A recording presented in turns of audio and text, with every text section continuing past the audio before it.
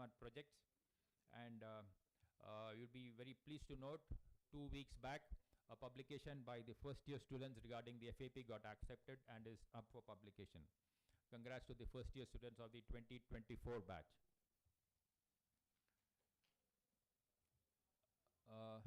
We've been conducting panel discussions with reputed guest lecturers and subject experts, a few snapshots of the same. We've been also consciously taking care of the flora and fauna of the campus in making it visibly very green, and this would make us connect with the nature, and a shot of how our institute looks across from the lake. Coming down to today's major part of the panel discussion, to set the ball rolling, I would like to invite Dr. Krishna Rao sir, our Senior Director, to the stage. Sir is a reputed educationist, having managed multiple educational institutions in the state, other states, and abroad as well. He has been a topper in his academic curriculums, and he is a PhD holder as well. He has numerous research publications to his credit, and he is the Vice President of the Telemedicine Society of India, Telangana chapter.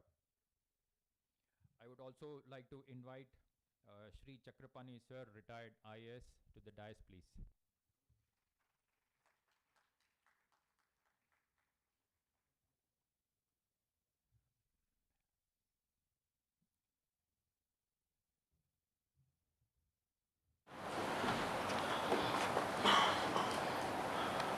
Next up, I would like to invite Shri K. Nityanandan, IPS, sir, who was the former Director General of Police, Gujarat.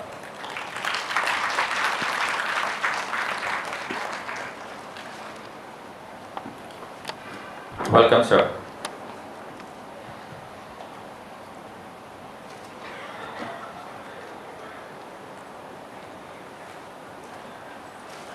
There are two more panelists, as had been notified in the circular, who are en route and would be joining us shortly.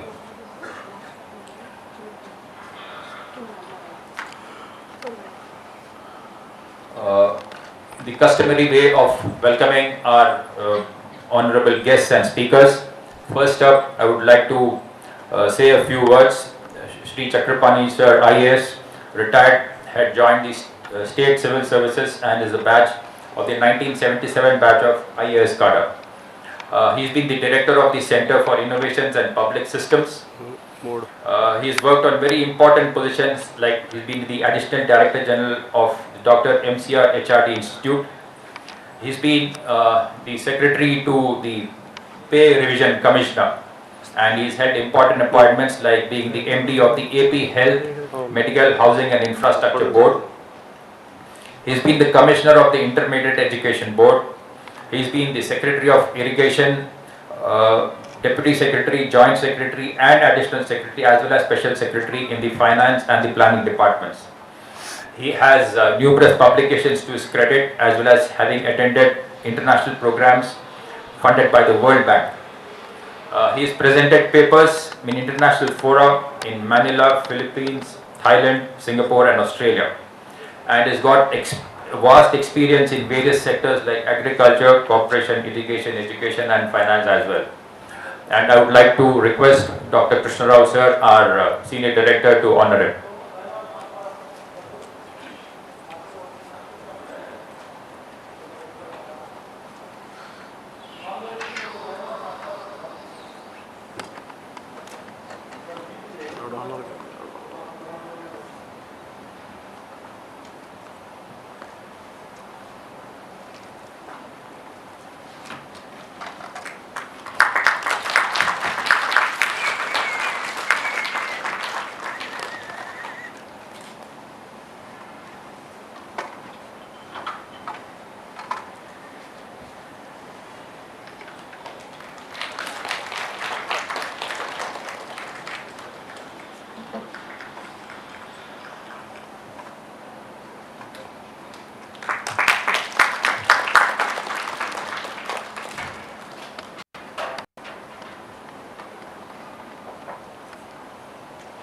Thank you, sir.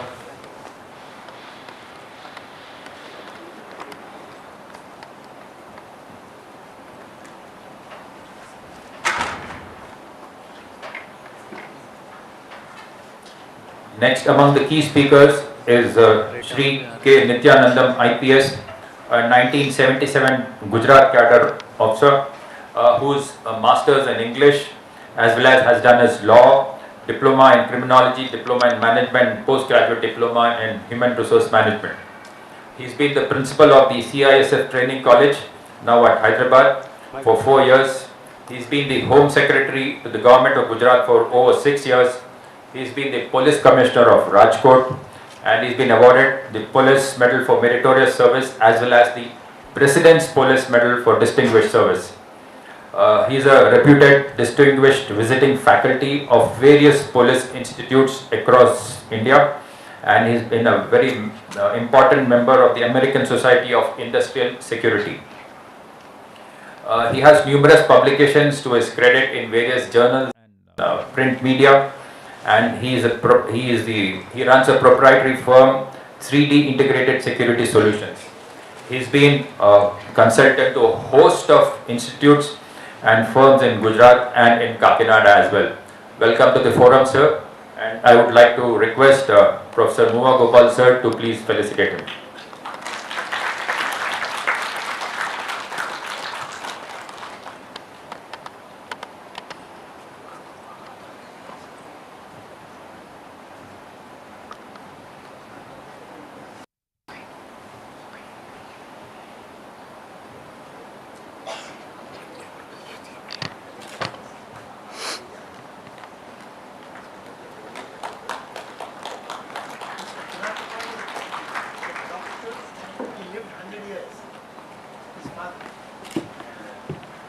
Great musician.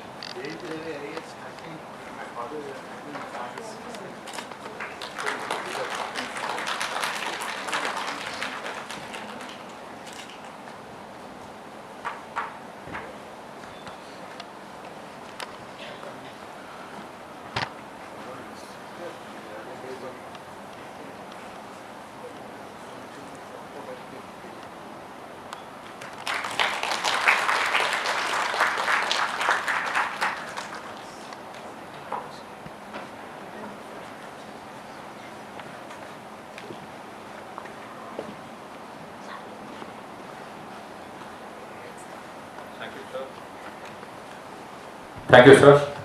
I would like to request everyone to please rise for the national song.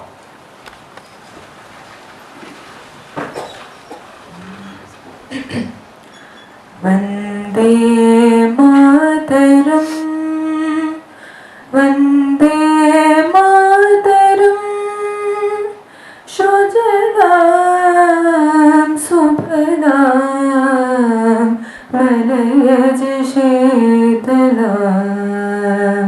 Sashashamalam,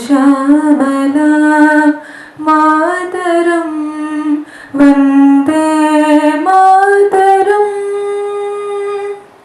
शुभ्रजोत्स्ना पुलकितयामिनी पुल्लकुसुमित द्रुमदलशोभिनी Suhasini सुमधुरभाषिणी सुखदां वरदां मातरं Vande Mataram Vande Mataram.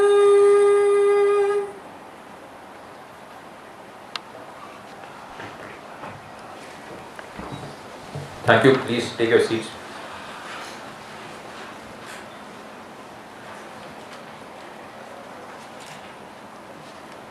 Next up, we would like to go ahead with the lamp lighting, the traditional lamp lighting ceremony.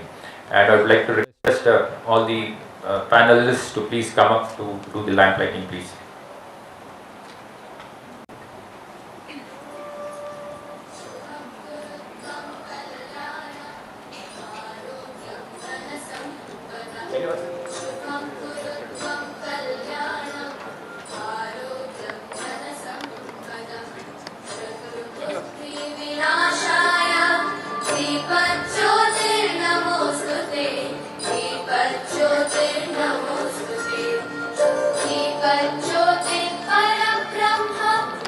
But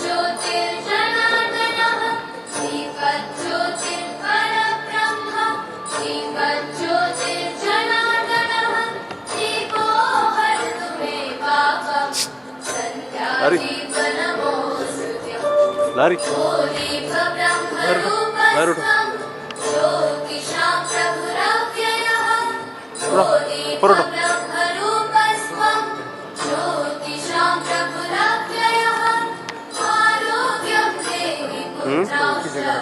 थोड़ा सा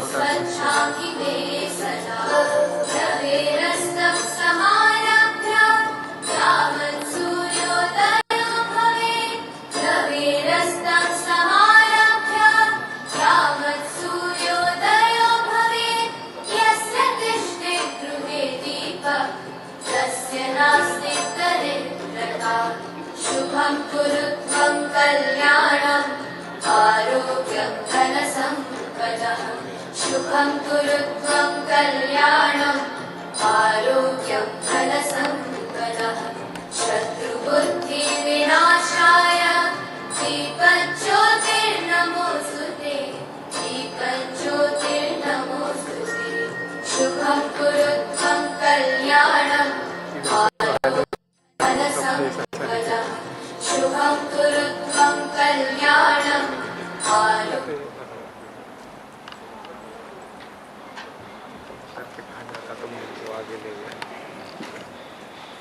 चलो operate कर रहे हैं निकलो कहाँ निकलता था? एक राउंड मार गया हाँ 11 बजे तक मैं करता हूँ, 12 बजे मैं भाग जाता हूँ। कहाँ जाते काम में मेरे को कर जाना वाह यश है। 1 घंटा में ऑपरेट करता हूँ, फिर करना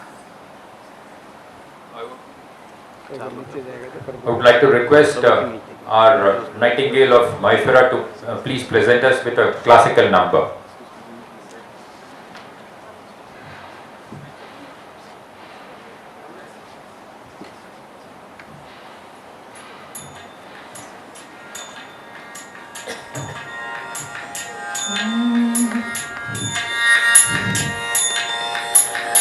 वासुदेव कमलासन वन्दित शेषशयन राधा कृष्ण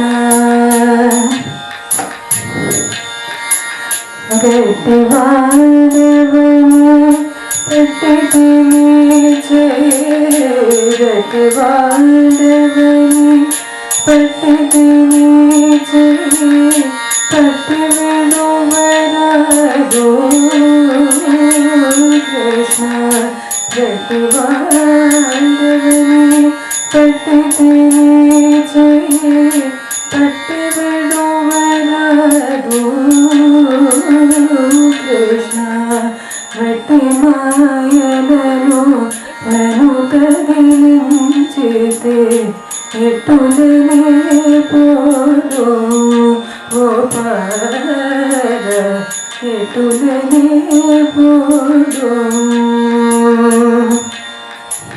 శరణు శరణు మూలమణ దయాకర కరుణ చోదరా కృష్ణ శరణు శరణు పూరమణ దయాకర కరుణ చోదరా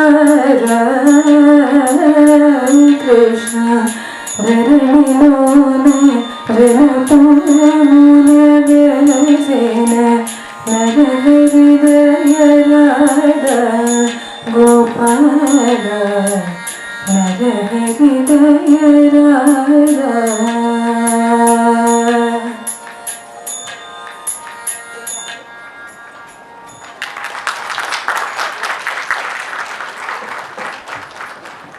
Thank you, Sarani. That was classical as always.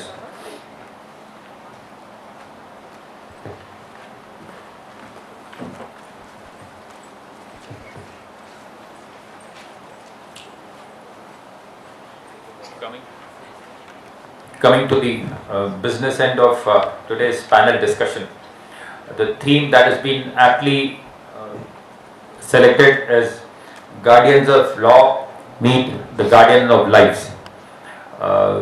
Though in the absence of two important panelists, we thought we would stick to the time schedule and go ahead with it. Just to put things into perspective, these would be the four panelists. out of which Dr. Chandalia Shankar sir isn't there right now, and Dr. Ravi isn't there. As been the standard protocol for all panel discussions, we would be having a 15-minute session with each panelist, and I'm sure the moderator would be very strict in ensuring this, and he's been provided with the bell as well. So I would like to request Sri D. Chakrapani, IAS retired, sir, to please moderate the session, sir.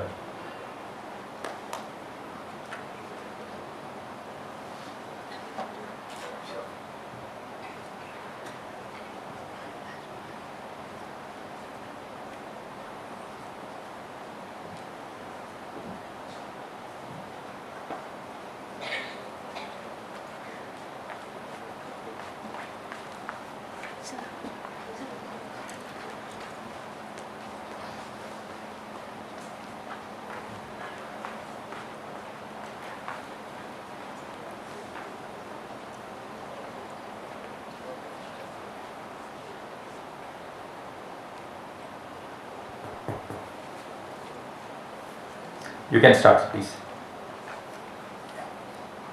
Good morning. I'm delighted to be here today.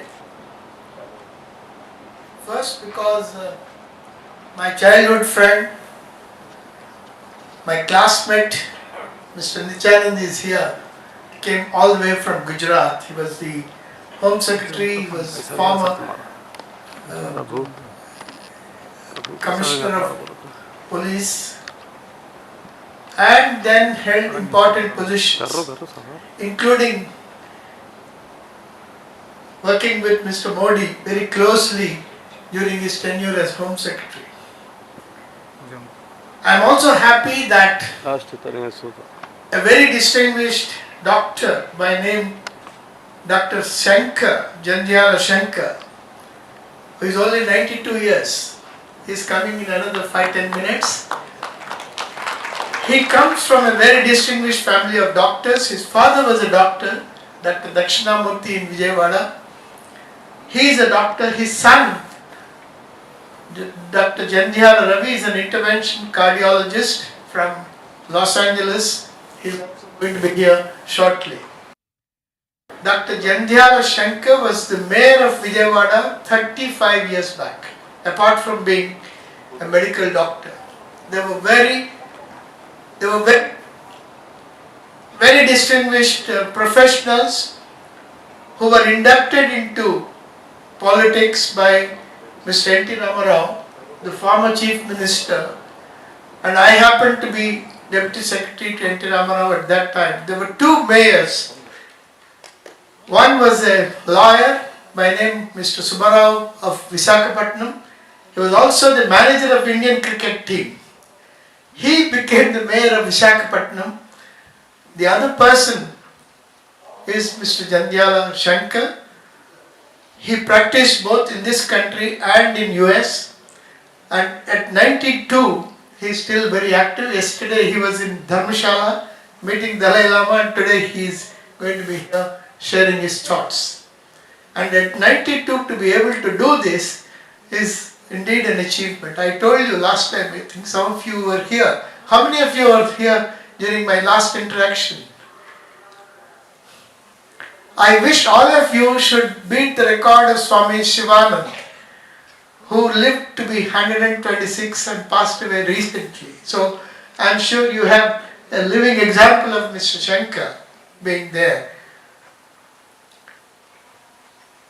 I am happy that the medical profession is being given its prominence by the governments of various states and also by Government of India. The number of medical doctors being produced every year till about 2019 was just about 70,000. Today it's almost double. 1.37 lakh medical doctors are now coming out of the institutions every year.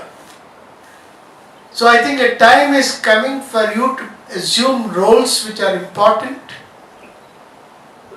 There was dearth of doctors in my time when I was in service. When I was collector in Nizamabad, I hardly found any medical doctor being present in the primary health centers. So with the result, a lot of my time was spent in visiting the primary health centers and high schools where the teachers were a little erratic in attending the institutions. The situation has changed. There are, as we noticed last time, 1.5, 1.6 lakh sub-centers, about 35,000 PSCs, a number of hospitals. So the interaction between the medical professional, medical doctor and others substantially increasing. Keeping this in view, we are trying to advocate some kind of an interdisciplinary exposure to students. In fact, later today we are discussing with the IIT Hyderabad in the presence of your senior functionaries how to collaborate between IIT Hyderabad and this medical college. This is a very good institution. I can see the wonderful infrastructure built by your institution. So the need for interaction is on the increase, and I'm glad that you have a police officer, a doctor and a former mayor to speak on this subject. I would now request Mr. Nichan to kindly share his thoughts in the first instance, and then this can be followed up by an interaction with both the students and the staff. Mr. Nichan.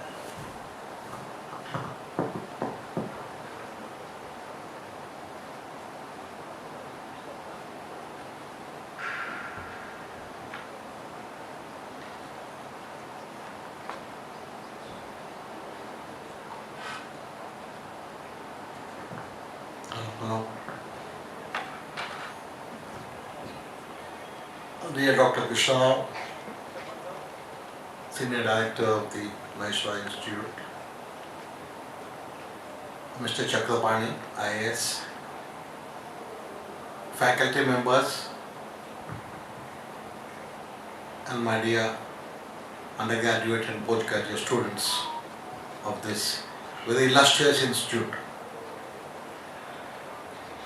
As I walked into this campus, I was amazed at the whole place, the buildings and the infrastructure, and also the greenery around. And then tried to recollect, when we were students, we just had two medical colleges in Hyderabad, Osmania and Gandhi, dull, drab institutes where we never wanted to enter, and I was amazed how the students went through 5 years there. But those students today or in the past have emerged as one of the best life givers and life savers of this nation.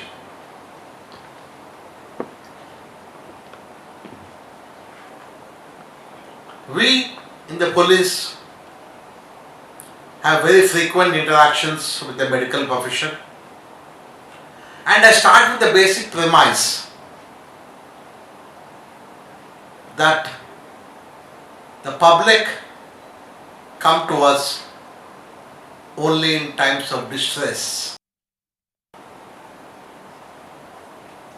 A patient comes to you when they is sick or unwell. A victim comes to the police when he is subjected to some unlawful intervention in his personal liberty and property. When these two people or two services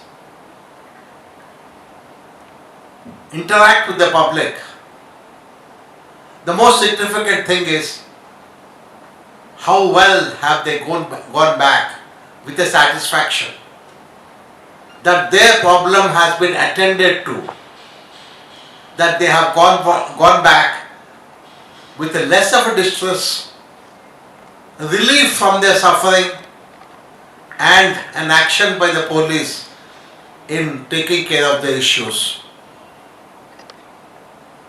Unfortunately, especially with my fraternity,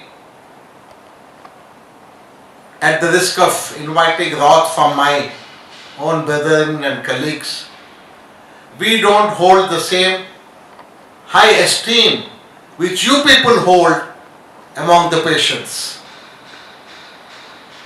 Essentially because we are law enforcers, and the general perception is, right from the British time, law enforcement is possible only when you are brutal and harsh.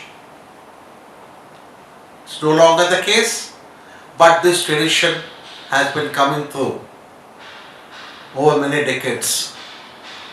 Luckily, millions of people all over the world, the number of patients you come across, most of them go back when they visit you with a sense of satisfaction, with a sense of relief, with a sense of feeling, yes, I am relieved of my suffering. So where do we, the police and the medical fraternity, interact? Both of us have a major community responsibility, social responsibility beyond our areas of work. You have patients, you treat them, they go home. We have complainants who come, we register offences, they go home. Mostly dissatisfied because the process of law is very long. You file a complaint, it goes to the prosecution, it goes to the judiciary, and sometimes it goes on and on and on for years together. But here, in your case, you are able to provide instant relief. That is where you are a far better provider than we are. But what happens is, there are some social evils which is bothering not only we as policemen, but also you as doctors. Not only in terms of your personal, individual cases, but also in respect of the impact these things have on the society.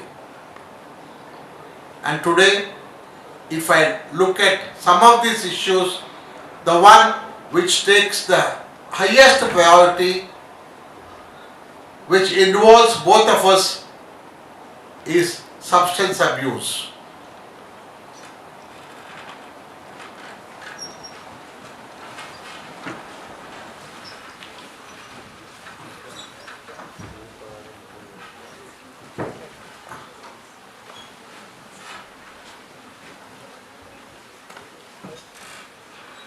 As you all know today,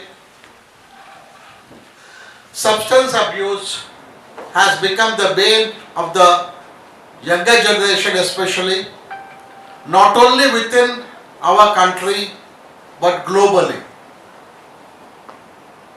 Substance abuse is destroying lives, destroying some communities, and destroying a family unity, a family relationship.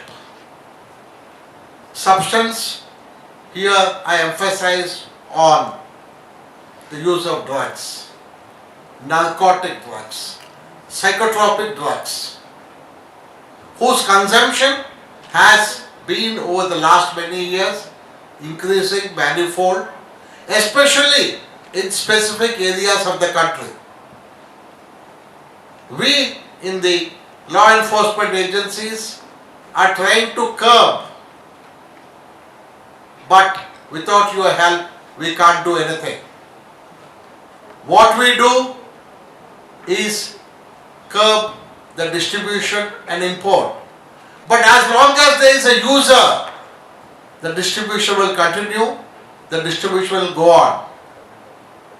That is where we need your help, interaction with you in not only treating patients who are suffering from substance abuse, but also social rehabilitation.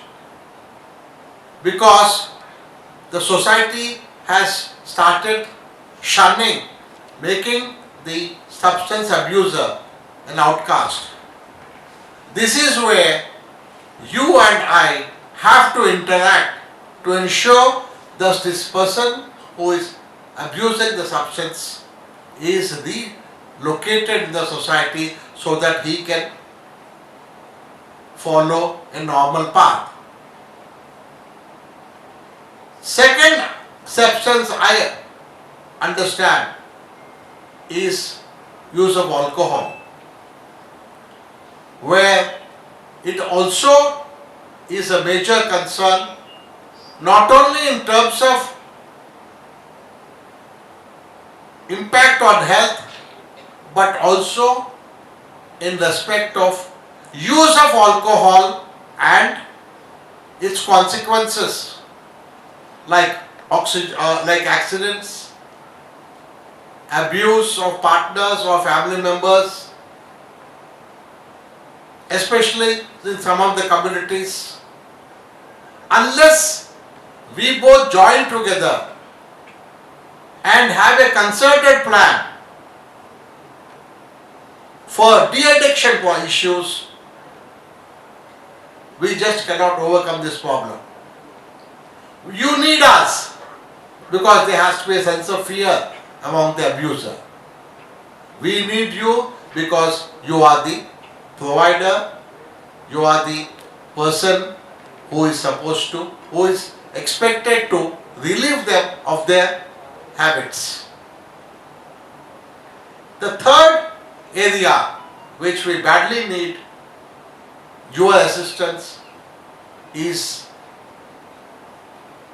child abuse, as we call POCSO cases of late, where children of either sex are abused consciously by adults and sometimes willing participants, and they attract the provisions of the POCSO Act because they are below, they are minors. This is a major issue which has been bothering us for the last 2 decades, and when the POCSO Act has been implemented in 2012, number of cases have been registered, which is providing some sort of a relief to these people. But this is a major area which you have to assist us in resolving. The same thing is in respect of care of the aged.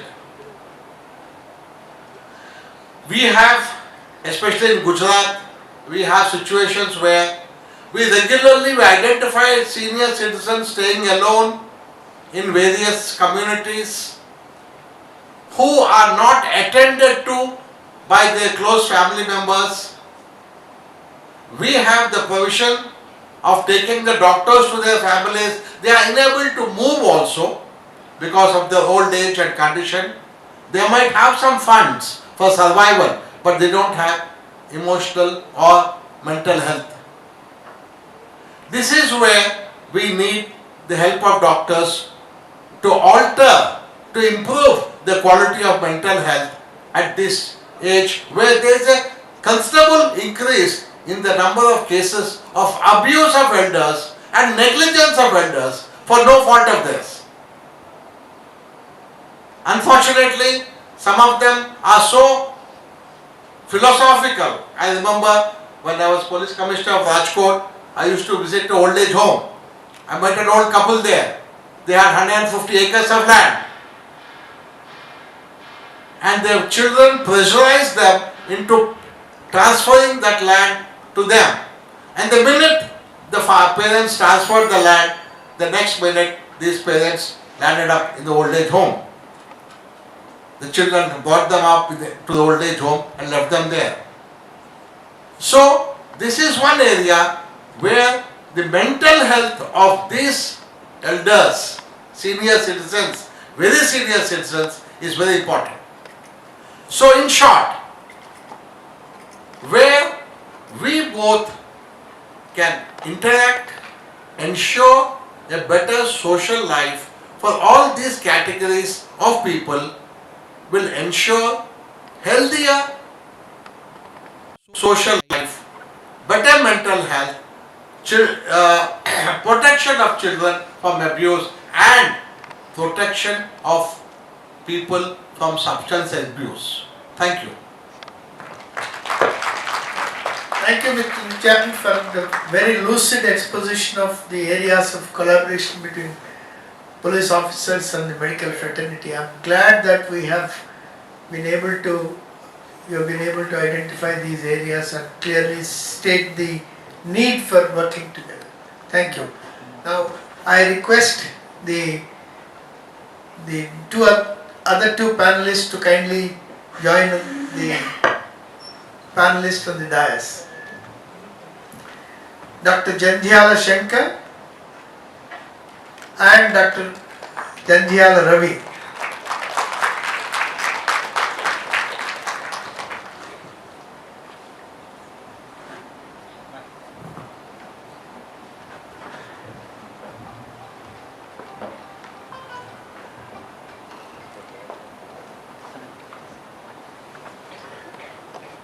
Uh, 2668.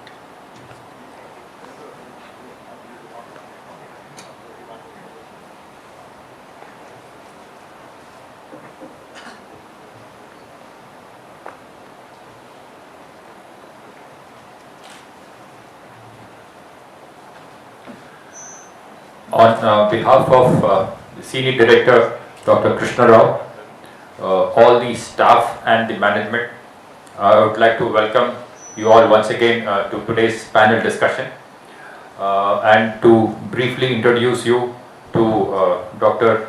Jandhyala Shankar sir, whom Dr. Shri Chakrapani sir just introduced. Dr.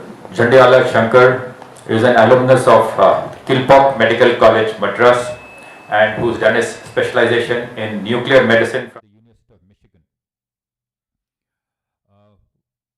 While in college itself, he was a very avid student leader, and he had held very important student leadership positions both in India and abroad. Being the son of late Dr. Dakshinamurthy, who was a respected municipal chairman and renowned physician who was known for his integrity and service to the poor, it's no wonder that in his urban leadership and community welfare, he found his true calling. And he happens to be the first elected mayor of Vijayawada from the year 1987 to 1992. Let's hear it for him, please.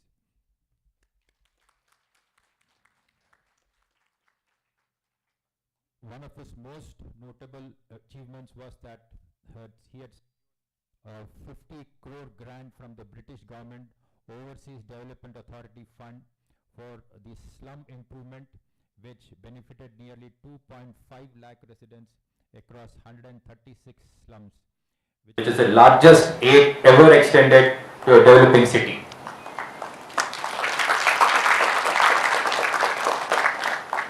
He's been also instrumental in safeguarding over 30 acres of municipal land from encroachment and transforming that into a 14-acre dumping yard, from the 14-acre dumping yard into a prestigious Rajiv Gandhi Park. He happens and he remains to be a respected figure whose life is dedicated to service to society and his visionary urban leadership.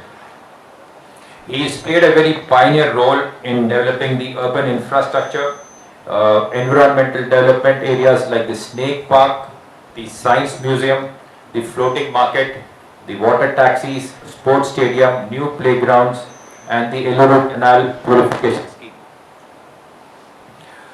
He's represented India abroad in global seminars and conferences and in the World Congress at Bali, Toronto, and the UK.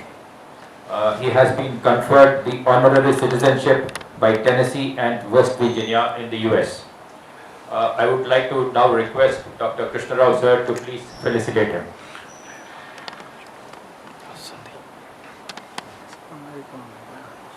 Another area of his significant contribution is the Gandhi Hill at Vijayawada, which has been recently renovated, it has been redone. I think if you happen to go to Vijayawada, please take some time to visit the Gandhi Hill.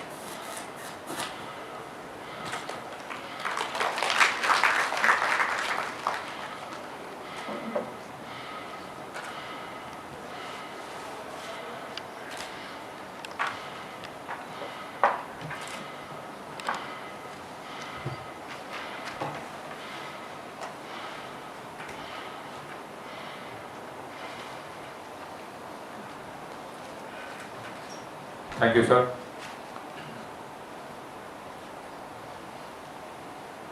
Next up is Dr. Ravi S. Jandiala, who is an alumnus of the prestigious Rangaraya Medical College in Kakinada. He has done his residency in internal medicine from Oakwood Hospital, Dearborn.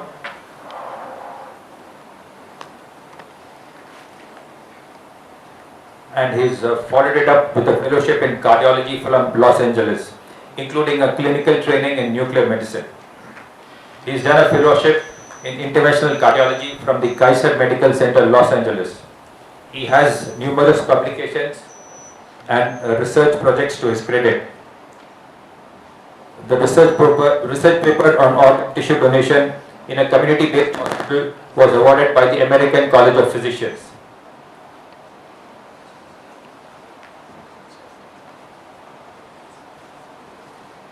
He is a recognized international presenter on lifestyle, wellness and heart attack prevention in the Europe, US and in India as well. He is very much focused on mentoring students on opportunities, career counseling and motivational interaction in the medical school. He is actively involved in weight management mentor, providing with one-to-one counseling to individuals to support the weight management issues as well as cardiovascular health. Coming to his numerous awards that he has received, the most prestigious being the US President's Lifetime Achievement Award. This was awarded for a lifelong commitment to building a stronger nation through volunteer service. In addition to that, he has been the Medical Specialist of the Year, for which he has received the annual award for excellence in research. May I request Professor Mua Gopal, Professor of Internal Medicine, who is the most appropriate person to felicitate him, please.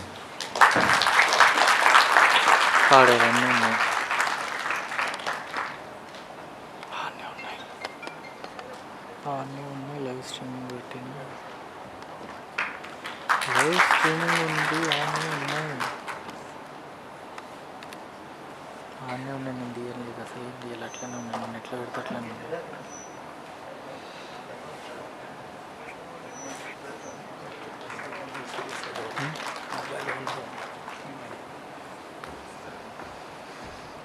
नहीं Jitendra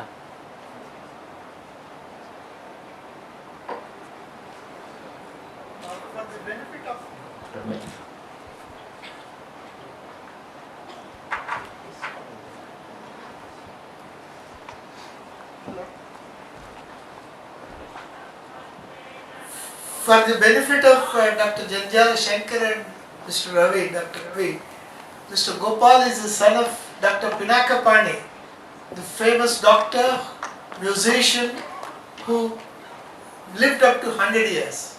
And it's from the medical fraternity.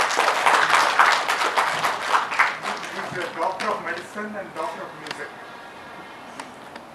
Sangeeta Kalanidhi. Very few from Andhra Pradesh. And has been awarded the Padma Bhushan as well, sir. Yeah, I can add to that. Yes. We were fortunate to honor him at age 96.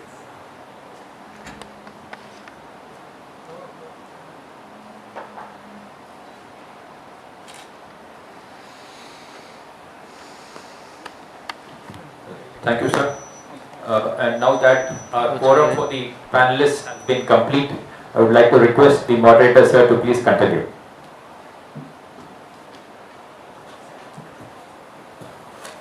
I now request Dr. Jandyala Shankar to kindly share his initial thoughts.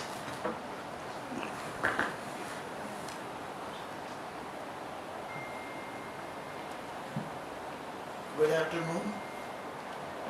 I am so thrilled to come to this place and to speak to the younger generation of medical people. In a couple of months, I'll be completing 91 years. And so, in fact, I had my bypass surgery in 1987 and I never looked back. No, I can talk. No, I can talk. Okay. I never looked back. I walked up to Tirumala Hills. I went to Mansarovar and so many other places. Why I am telling this is, younger generation, I have to give a little advice. Some discipline. What type of discipline and other things. Before that, what I would like to advise to you is something. I had the experience of seeing the good old general practitioners of those days. And then the modern doctors, the corporate hospitals about this thing. In those days, you will be surprised, the four corners, inspection, percussion, palpation and auscultation. I know all those things they are doing now because they find so many gadgets to test various ailments. I still remember about 30 years back in America, one of my grandmothers, she was about 80 years old, got admitted in one of the best hospitals of Washington DC. And doctor, old lady, just took his brief history, then TC, DC, and so on and so forth, and pregnancy test. He has written pregnancy test on an 80-year-old man, a woman. So you can imagine how mechanically the young doctors were. So, in those days, I mean, that in America, but in those days, people always were concerned about the people in their ailment. And lot of human touch, humanitarian touch was there. But today, it's not right, I mean, wrong why if some doctor orders a test, unnecessarily, when surgery they go unnecessarily, I don't know what is happening because many cases have been referred as, many cardiac patients, they had unnecessarily they are not gone to bypass surgeries when stents can be introduced. That is one thing. Lot of deliveries that is normal deliveries, they are necessarily doing this. Anyway, what I want to tell, in those days, British days or 1947, we got at that lot of talking against the word. One professor, Maya, no, I can. Professor Kutumbaya, Dean of the Madras Medical College on the eve of the century celebrations, he said, the Hindu system of medicine, for it practically nothing has been added at the 6th century. Instead of giving it a decent burial, The politicians are making frantic attempts to revive it and thus put the clock progress back, the clock of progress back. Anyway, that kind of prejudice speeches, prejudice mentality those doctors used to have. But the fact remains, subsequently, we have to take something good for every system of medicine. You must have heard the name of Osler, supposed to be the father of medicine. In 1902 or so, we started a club in New York City called Charaka Club. Oh, good old people in those days, great people, 3,000 years back, they tried to do so much for the medicine. We should honor. What is that we can learn out of them is a different thing. That is how they used to respect the old generation people. Now, as you see, medicine, what is the meaning? Doctors what the meaning. But Ayurveda is a science of life. That's a beautiful name. Science of life is that the doctor, various kind of diseases, totally treatmentability. And then, if you see Charaka, Sushruta, Vagbhata, all those people, they have written so many good points to learn in life, how to maintain excellent health. Hippocrates oath, we know what it is. But I don't know, at the time of graduation, do they mention about it? I don't know nowadays. If you ask a Rotarian, oh, I am a member for 25 years, then can you tell me what are the 4-way tests? They won't remember. What are the 4 ways? Like that, Hippocrates test, not many people are following in principle. Now, what I am telling in Ayurveda is the beautiful thing, how diseases come. Adi Bhautikam, Adi Devikam, Adhyatmikam. What is Adi Bhautikam? A rickshaw fellow suddenly had an accident, fractured his leg. Then he cannot drive the rickshaw, so he cannot make a livelihood. So that kind of mental worry, physically inability to maintain family, gets the diseases. So Adi Bhautikam, that's called. Adhyatmikam, in a wonderful family, when everything is going on well, suppose the wife dies, somebody else dies, that causes a lot of pain. If everything goes on well, studies, his son is not studying well, he is not getting good matches for his daughter, again that causes pain. That is Adhyatmikam. Then finally Adi Devikam. What do you mean by that? Suppose crops are ready to cut, tsunami comes or cyclone comes, the floods will come and destroy the crop. That causes the pain. So we have to treat the man as a whole. Completely, what is his problem?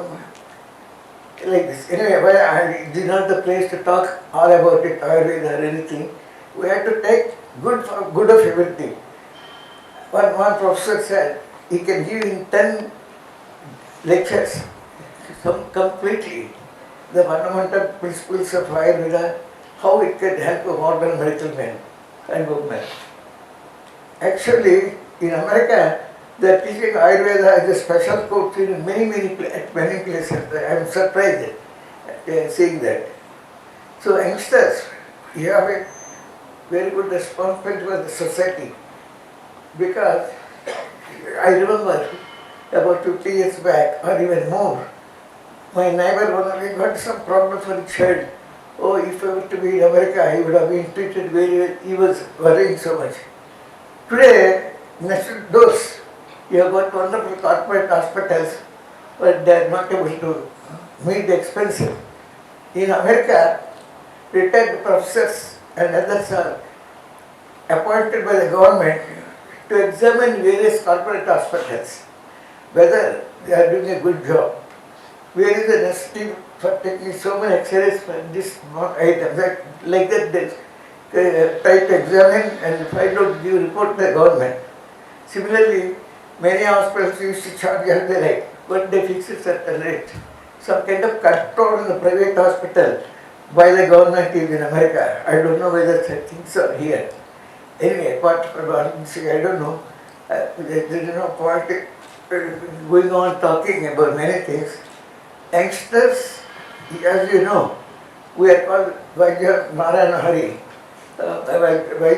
Doctor is compared with God. But what is happening, I don't know who has written Vaidya Raja Namastubhyam Yamaraja Sahodara. Oh, brother of Yama Dharmaraja, Vaidya Raja. Yama takes only the life, but our Vaidya Raja is taking life and also money. I will want you, the sloka has been prepared, I don't want all of you to become doctors like that. What is the service you can do to the community? That is the most important thing. The humanitarian touch, love and respect for fellow citizens is very important. I don't know, there is no point in myself going on talking many aspects of this. As I told you, when in our country when we treat doctors as Deva Swarupam, we have kept handed over body to him. It is his duty to take care of me. But can you believe? I don't know whether my son agrees. Many doctors, when they talk among them, how is your business? You see, business, tourism is a business.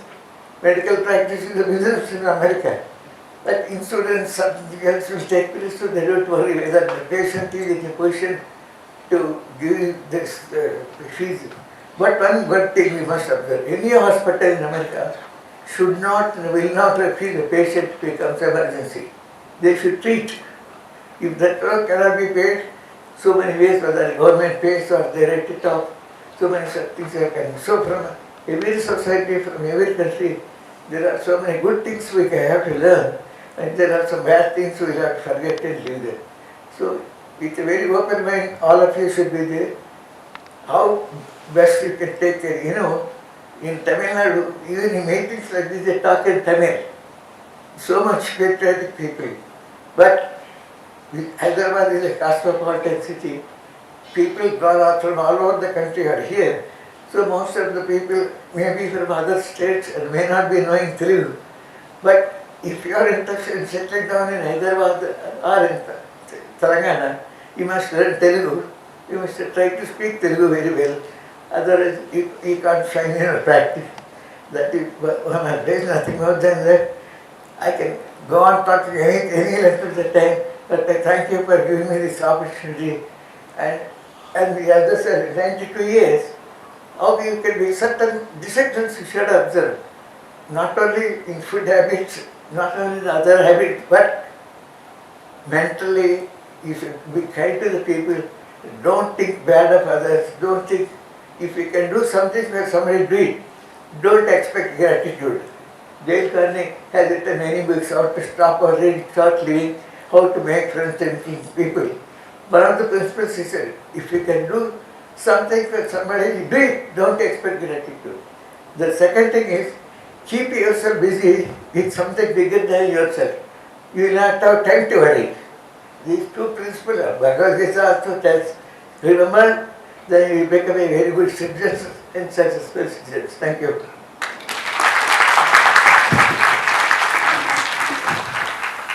Thank you, Dr. Ravi Shankar Garu.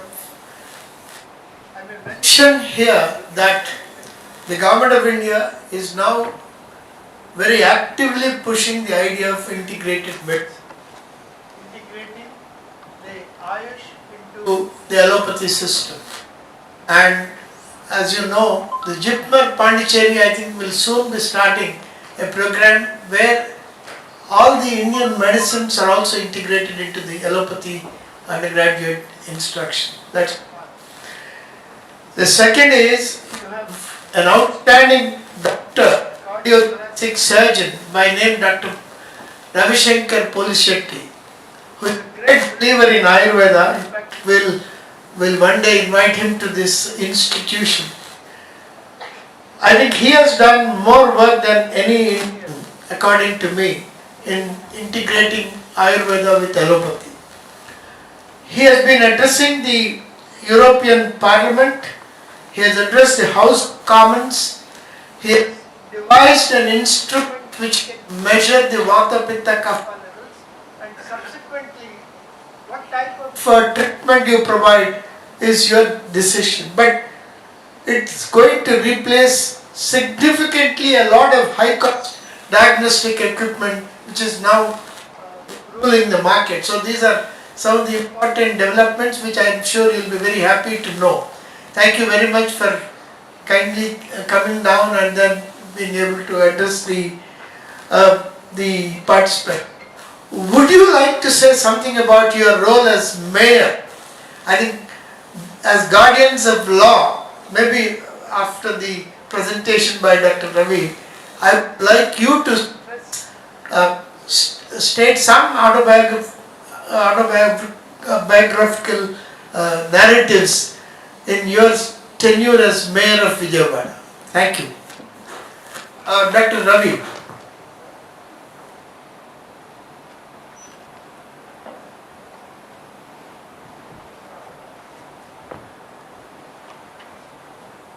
Still good morning. Hello. Good morning all. Thanks for patiently sitting through our lectures. I'm sorry I came late. I missed Nityanandam Garu's. I caught a bit of it, and I think our goal for every human being is to be his namesake. Be happy all the time. That takes a good body, it takes a good mind, and it takes some luck. I'm really honored to be sharing the same dais as Director General of Police Nityanand Garu from a famous state of Gujarat, where Gandhi was from. I grew up adoring Mahatma Gandhi. I just happened to be at Sabarmati Ashram last week and spent a whole day there.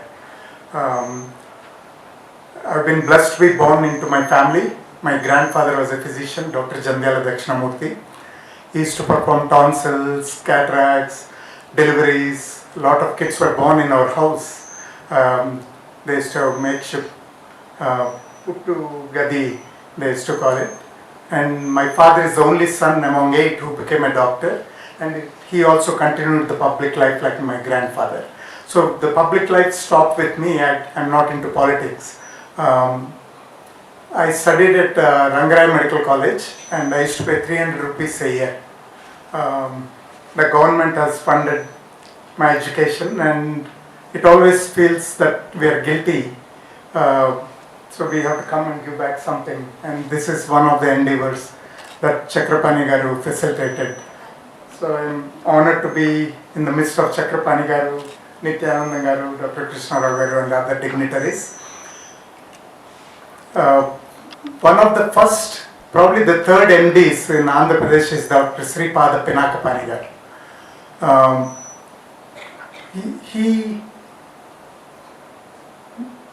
We shouldn't be just confined to studying medicine. We have to broaden our spectrum. We should play sports, we should engage socially, we should have other interests, because we are only taught disease in medical colleges, at least when I went to medical college. Inta number unte blood pressure, inta number unte bad cholesterol, inta hemoglobin A1C ela unte diabetes or pre-diabetes, is metabolic syndrome. We are really not taught much about good health, good well-being. So that's been my passion. I went to Kurnool and met his father in their house. He couldn't walk. He was 96. He was in a bed. And all the leading musicians of extraordinary caliber are his father's students. Nukala Chenna Satyanarayan Garu, Neduru Krishnamurthy Garu, Srirangam Gopalaratnam Garu, the great Volate Venkateswarlu. They say his father was Utsav Mula Virat and Volate Venkateswarlu Garu was Utsav Vigraha.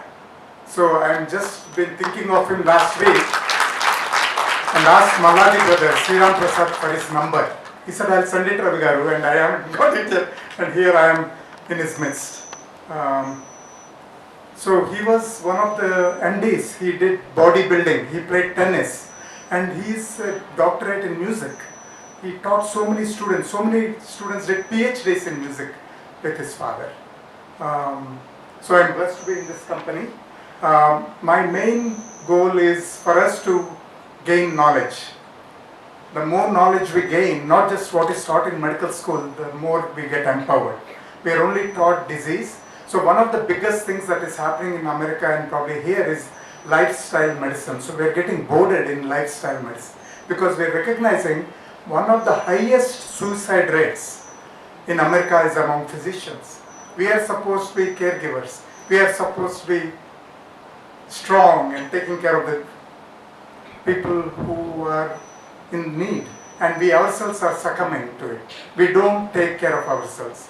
So it's very important I remember at your age in 1981, I was listening to lectures. So I used to listen to a lot of lectures, there's YouTube, there's ChatGPT, just grab the knowledge, grab it, because it's not just a number and treating with the medication.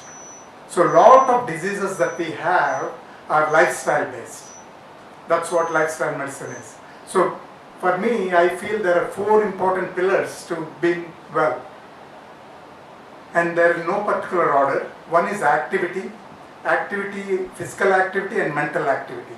So we need to be physically active as we get older. I'm 62. I'm losing muscle mass. I'm losing my balance. I'm losing my flexibility and I'm getting pain here and there. I'm recognizing muscles I didn't know I had. I'm recognizing joints I didn't know I had because they're aching. So it's very important we stay physically active. Being physically active will keep our mind also at relaxation because we are not hurting. So physical activity changes at your age to my age. But once you become obese at your age, it is very difficult to lose that weight because obesity begets obesity.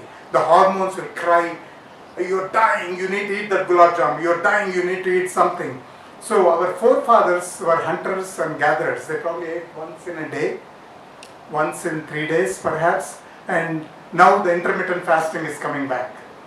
I'm not saying it's good, but if we eat once a day, we are a yogi. If we eat twice a day, we are a bhogi. If we eat 3 times a day, we are a rogi, and if we eat 4 times or more a day, we are a drohi because we are eating somebody else's food. So this is what I heard last week from Dr. Mukamala Paravaru. He's board certified in lifestyle medicine at the age of 78. Not only he did, his son, Bobby Mukamala Srinivas, he also been a leading ENT surgeon in America, stayed in a village to serve the community than going to a city and making a lot of money. So we need to be more societal, more universal than individual. My home, my car, my job, my children, my wife, my parents. We have to think more globally, like my father said. And when we see more globally, we don't get depressed, we don't get anxious because we are part of the Vasudhaiva Kutumbam, as it was mentioned. So activity of the body is very important. We need about 10,000 steps. I don't want to get into the exercise part. I have all this in a PowerPoint presentation. I'll be willing to share. I'll share it with Dr. Krishna Rao Garu. It's not enough time or the proper time. This is not the occasion to talk about everything. So activity of, so every 4 things that are very important, I believe, to maintain a wholesome well-being. One is the activity of the mind and the activity of the body. As we get older, we need to learn new things, like new language, new skills. That keeps us sharp. Because dementia is coming and we don't have much treatment. Same thing with physical things. To maintain strength, maintain endurance, maintain flexibility and maintain balance, one of the best things is yoga. For everything, right? It has breathing, it has diet, it has meditation, relaxation. So activity is very important. The second thing is nourishment.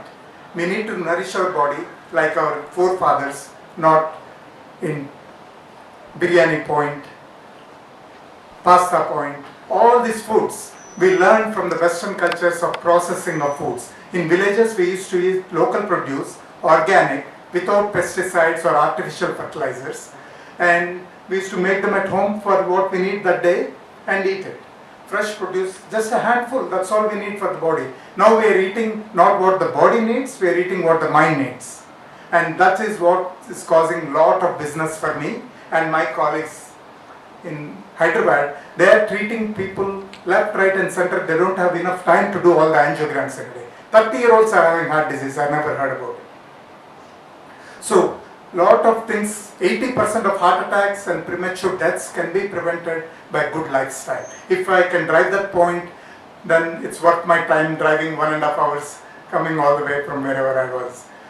So, nourishment, there is enough data out there which I'll share afterwards, is plant-based diet, organic, unprocessed foods decrease death of all causes, decreases cardiac death, decreases heart attacks, diabetes and obesity. So most of us are going through more processed foods like paneer butter masala, cheeses. There was no cheese when I was growing up. There were no sweet shops in Vijayawada except one sweet shop in Suraropat, Sri Rama Sweets. Now everybody's refrigerator is full of sweets and it's like a norm to take a bite of sweet after every meal. We only ate it during Pandagas. So we are eating 500 calorie bombs into our body which is full of fat, saturated fat, ghee and sugars. So nourishment, plant-based diet decreases disease, decreases our business. We need to all practice it. And there's so many studies. So everything I'm speaking is evidence-based, not something I'm making up. And the third thing, everybody knows about diet and exercise and I've written thousands of books about it. The third one we all need to focus on is rest and relaxation. When you're studying for your exam, you want to get top mark. You want to get into the post-graduation. You want to, it's high pressure, but make sure you get enough sleep. All of us need to, 6 to 9 hours. Some people need more if they did a lot of physical activity. That's when the body heals. But the mind needs to heal with relaxation. So we need to spend some time in silence, in contemplation. Where am I? What is going on? What is bothering me? Sit in silence, switch off the phone, switch off everything, anything that stimulates. 5 to 10 minutes, just focus on breathing and then nothing. So, activity of the mind and body, nourishment of the mind and body, listening to good things, good talks, good people, good music, not fake news. And the third one is rest and relaxation, meditation and enough sleep. And what would be the fourth one? So everybody talks about exercise, everybody talks about nutrition, diet, rest and relaxation. The fourth one is attitude. Attitude is ATTI. A is alphabet 1, T is alphabet 21. If you all add all together, it's 100. Attitude is 100%. So we need to develop a loving attitude, grateful attitude. You are fortunate to be a medical student. How many people get a chance? Just on the road, thousands of kids don't get this opportunity your parents gave you or this institution gave you. So just, we are all blessed. Take advantage of it. Benefit from the knowledge from faculty and others and all the social media. Cut down on the phones and social media, that I am telling myself too. When me, my son and my father sit together, in 5 minutes we are looking at our phones. It is not really social media, it's actually anti-social. We are not understanding how to interact with people, how to be loving and caring and missing the point. When you put your speakers, you're saying, don't touch me, don't talk to me, I'm not available. That's not the, we are a healing art business and we need to cultivate good health ourselves so we can preach. I used to preach a lot before I started practice. Now I can proudly say I'm practicing also what I preach. So attitude is being loving, being grateful and also developing attitude that shit happens and maintain that equanimity, the sthita prajna. So things can go very well, you get first in the school, in your class, then you're happy, then something else happens, your boyfriend doesn't talk to you, you get depressed. So maintain that equanimity because all these are passing. So that maintaining the cheerfulness is very important. Laughter is the best medicine. So we learn all this knowledge. There are people who say, oh, 6 o'clock I have to exercise. 7 o'clock I have to have my smoothie. And then somebody calls, oh, don't disturb me right now. You know, you have to be flexible and adaptive. If you get delayed in the plane, think of it as an opportunity to read a book or make a phone call to a friend or a parent or a grandmother. So just jo hota hai, take it as it comes, enjoy life. It is too short to worry too much enjoy your parents, enjoy your friends, cultivate the cheerfulness. You know, we are in a good place. We are doctors. We are the guardians of lives. These guys are guardians of law. It's a beautiful title, and we need both. Having said that, there is a sloka that Krishna, the enlightened soul, told Arjuna, who was confused. It is in the chapter 6, verse 17. For the one who is moderate in food and recreation. Food moderation, exercise also moderation, and recreation is extracurricular activities, balanced in action and regulated in sleep and wakefulness, yoga becomes the destroyer of sorrow. We can't get sad.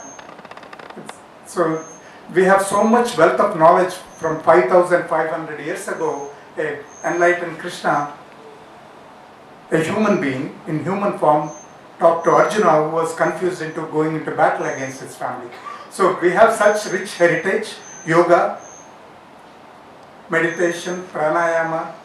We don't need pills. Lot of these can be avoided with good lifestyle. So you all need to start practicing like I am. I might have started a little late, but you have a great opportunity to start sooner. So with that, you won't give any business to any cardiologist, any endocrinologist, and 13 types of cancer will be reduced too if you reduce obesity. With that, I'll take leave. Thank you for your patience.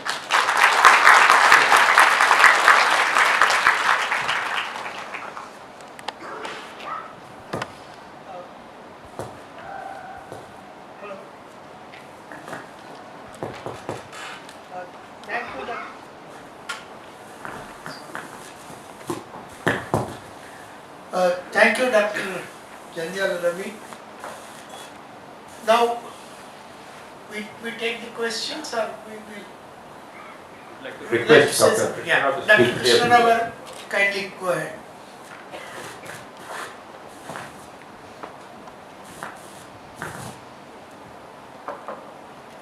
Okay, good morning to all. Warm welcome to all of you, little late, but it's fine. Okay, I feel very privileged and very excited to see all stalwarts in the campus today. Okay, one, the eminent IAS officer and great cardiologist who is having the presidential award, and 92 years, very young man. I'm also getting happy to see that. And he's having a lot of achievements, okay, social reforms, okay, that person, and police, from police department, director general. Okay, this many people are there. I feel personally, if I'm at your age and at your place, I might feel very proud, and I might given a big round of applause for all the people.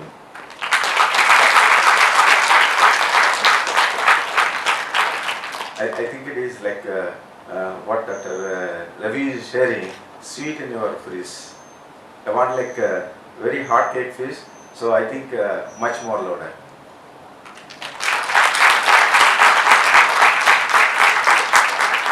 Okay, thank you. I'll take just 2 minutes. I don't want to waste eminent speaker's time. One, many people ask me like the title called like knowledge series #1. The point is, education, everybody knows about education, everybody talks about education, everybody says like I know about it. But very few people will understand what is the deep root and sense of education. Even a cyclist is also having education. He has been educated every day, and he tried to educate on every day. When the cyclist is know the skills, then when you are riding in the cycle, then you will enjoy, will say that today my rider is excellent, because he took you to the place very efficiently and very fast. But similarly, being a doctor and you are going to be the doctors, if you are not having that skill set, including like the style of life and everything, and if you are not able to balance, then nobody will appreciate you. Being known as a god for on the surface, then you have to be better, responsible, and listen to the people. Number one. Number two, the education cannot be learned just going to the books or listening to the YouTube or videos or whatever it is, ChatGPT, whatever, etc., etc. It can be learned by authentic understanding and other thing reading, Second thing is authentic listening from the eminent people. The age, what the age and experience they have, and the filtration of knowledge what they are sharing with you, you can get within 5 minutes and 10 minutes.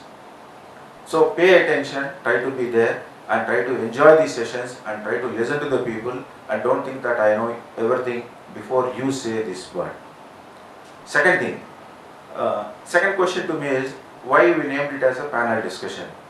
That's what I'm telling. Education can be enriched and it can be learned, and you can understand the root and root cause only by challenging the teacher, challenging the speaker, and questioning. We are having an authority to speak with respect and dignity. When that is there, then your education is fulfilled. So that is why panel discussion. Everybody talk means everybody will ignore. People will say and come and go. But thing is, we are having the opportunity, the best of the opportunity to question, to challenge, ask everything with respect and dignity. Make use of that. So that the panelists also will share their opinions, they will share their thoughts, and the interdependency of each and everything. Nothing can happen only in one vertical. We have to have the multiple verticals, and we have to integrate, and then only you will have the collaborative mind and innovative mind. So try to nourish and try to come forward for that, and participate and learn the things. And listening to the people, just I want to share a couple of things. And Dr. Shankar Garu is mentioning that don't do all unnecessary surgeries and don't make the people to be patient. I am proudly can say that either in our OBG department or in orthopedics department, we will do conservative treatment, and rather than what you call blade and touch treatment. So Maheshra is meant for that. I should be thankful to OBG and surgery and other people also. And similarly, I'll reinforce that please don't touch any patient with the blade and knife and make him to get scared. Try to treat them as best as you can and show you are a humanitarian and do the things. And in the series, and other point is we made it as a series. The series means Maheshra will believe anything which we start will take to a perfect end, and will make you to learn, and you have to come up that, sir, we want the second series to start.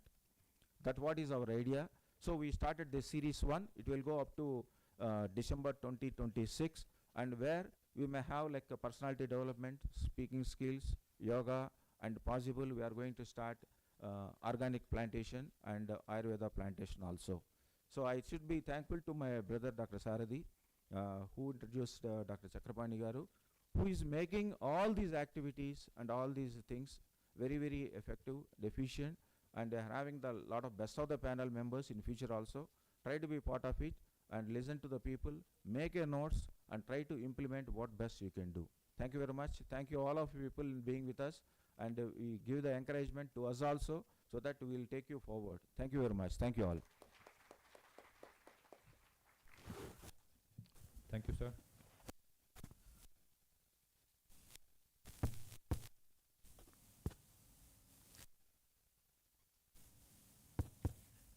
Thank you, Dr. Krishna Rao Garu. Questions from the audience. I would like to